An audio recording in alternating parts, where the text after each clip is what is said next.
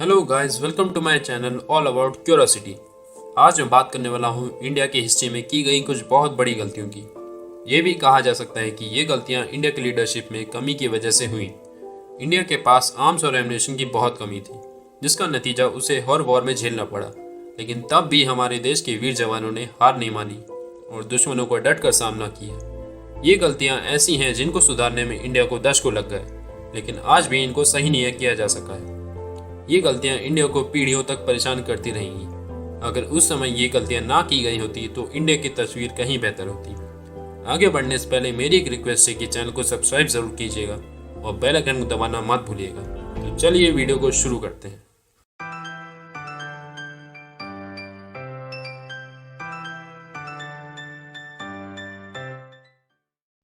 सबसे पहले मैं बात करूंगा कश्मीर इशू की।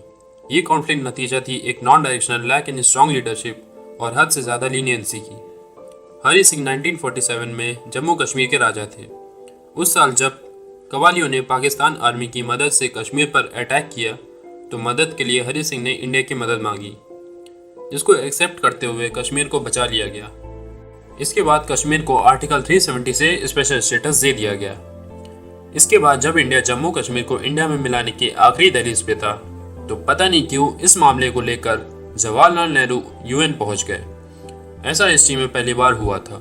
काफी देश इस फैसले को लेकर हैरान थे। इसके बाद नेहरू ने यह भी कह दिया कि ये जम्मू कश्मीर के लोगों की मर्जी है कि वे मास वोटिंग से डिसाइड करें कि वो इंडिया में शामिल होना चाहते हैं कि नहीं। अब क्योंकि कश्मीर में ज़्यादातर पाकिस्तान की आबादी ज़्यादा थी, इसलिए कश्मीर पाकिस्तान के हाथ चला गया। इस गलती की वजह से आज आसानी से पाकिस्तान चाइना के साथ ट्रेड कर पा रहा है। इसके अलावा पाकिस्तान काफ़ी अच्छी स्ट्रैटेजिक लोकेशन पे मौजूद है।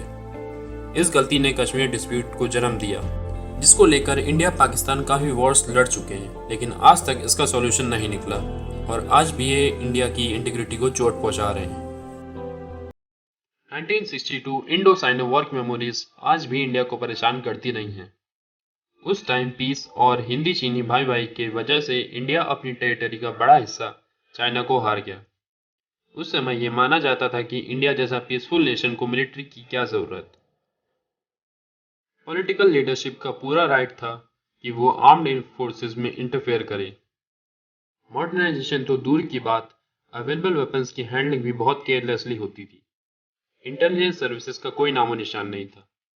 1962 के बहुत पहले से ही साफ नजर आ रहा था कि इंडिया को चाइना से खतरा है, पर इसको ये समझ के इग्नोर कर दिया गया कि ये अपने आप रिजॉल्व हो जाएगा। और इंडिया की इस लापरवाही का फायदा चाइना ने बड़ी चालाकी से उठाया। जब इंडिया पे अटैक हुआ तो जल्दी जल्दी में बिना प्रिपरेशन के सोल्जर्स को लड़ना पड़ा। चाइना को रोकने के लिए इंडिया को मजबूरी में अमेरिका से मदद मांगनी पड़ी, जिसके बाद चाइना को रोका जा सका। इंडिया और पाकिस्तान ने आज तक जम्मू कश्मीर को लेकर टोटल 4 वॉर लड़ी हैं। 1965 वॉर की सीज फायर को रोकने के लिए ताशकंद एग्रीमेंट साइन किया गया। ये एग्रीमेंट दोनों देशों के पीएम लाल बहादुर शास्त्री और मोहम्मद अयूब खान के बीच साइन किया गया था। इसमें यह तय किया गया था कि दोनों देशों की आर्मी 5 अगस्त 1965 से पहले के पोजीशंस पे लौट जाएंगी। उसमें यह भी डिसाइड हुआ कि हाजी पीर पास, जो कि इंडिया ने बहुत मेहनत और कई जवानों की शहादत देकर हासिल किया था, वो वापस पाकिस्तान को दे दिया जाएगा। यहाँ पे इंडिया की बहुत बड़ी हार थी, क्योंकि हाजी पीर पास इंडिया के लिए बहुत इंपॉर्टेंट था। इस पास से पुंछ और उड़ी सेक्टर्स के बीच की दूरी 200 किलोमीटर से 15 किलोमीटर हो जाती थी। पाकिस्तान के लिए इसमें बहुत बड़ी जीत थी। इस पास के एक्सचेंज में इंडिया को बस एक अंडरटेकिंग मिली कि पाकिस्तान कभी अपनी तरफ से वॉर शुरू नहीं करेगा, जिसको उसने कभी भी नहीं माना। हाजी पीर पास लौटाना इंडिया की बहुत बड़ी गलती थी। इसका खामियाजा उसे आज भुगतना पड़ रहा है। आज के टाइम में पाकिस्तान इस पास का फायदा इंडिया में टेररिस्ट को भेजने के लिए कर रहा है। ताशकंद एग्रीमेंट के टाइम पर रशिया के प्रेशर को टैक्टफुली ना हटा पाना इंडिया के लिए बहुत बड़ी मुसीबत बन गया।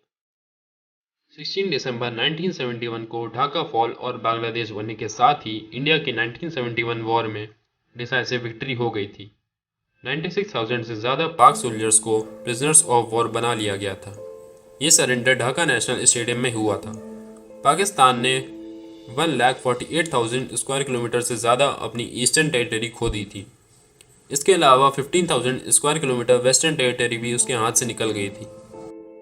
ये हिस्ट्री में एक देश की दूसरे देश पर अब तक की सबसे बड़ी विक्ट्री थी। यूएस, चाइना और रशिया ने इंडिया के ऊपर पीछे हटने का पूरा प्रेशर बनाया, लेकिन सैम मैनिकशॉ के होते हुए इंडिया ने पीछे मुड़कर नहीं देखा। इसके एक साल बाद आता है शिमला डिक्लेरेशन। ये इंडियन पीएम इंदिरा गांधी और पाकिस्तान पीएम जुल्फिकर अली भुट्टो के बीच में साइन हुआ था। ये इनिशिएटिव पाकिस्तान की तरफ से था। इसमें यह तय हुआ कि दोनों देश एक दूसरे के प्रिजनर्स ऑफ वॉर को रिलीज कर देंगे और एलओसी को रिस्पेक्ट देंगे। इंडिया ने बिना कोई शर्त के इसे मान लिया। एज अ रिजल्ट इंडिया ने फ्रेंडली गेस्चर के लिए सभी प्रिजनर्स को रिलीज कर दिया, लेकिन पाकिस्तान ने सिर्फ 617 इंडियन प्रिजनर्स को रिलीज किया और 54 को कैद करके रखा और टॉर्चर करता रहा। इंडिया ने इस मुद्दे को कई बार इंटरनेशनल फोरम्स में उठाया, लेकिन इसका कोई नतीजा नहीं निकला और इस तरह इंडिया के साथ एक बार फिर धोखा हुआ। इंडिया ने पाकिस्तान के प्रिजनर्स को यूज ना करके पाकिस्तान को सबक सिखाना और अपनी पुरानी गलतियों को सुधारने का एक और मौका गंवा दिया था। तो गाइस, आज की वीडियो यहीं तक। होप है आपको वीडियो अच्छी लगी होगी। जाते जाते चैनल को सब्सक्राइब जरूर कीजिएगा और पसंद आए तो लाइक भी कीजिएगा। मिलते हैं जल्दी। गुड बाय, नमस्कार, जय हिंद।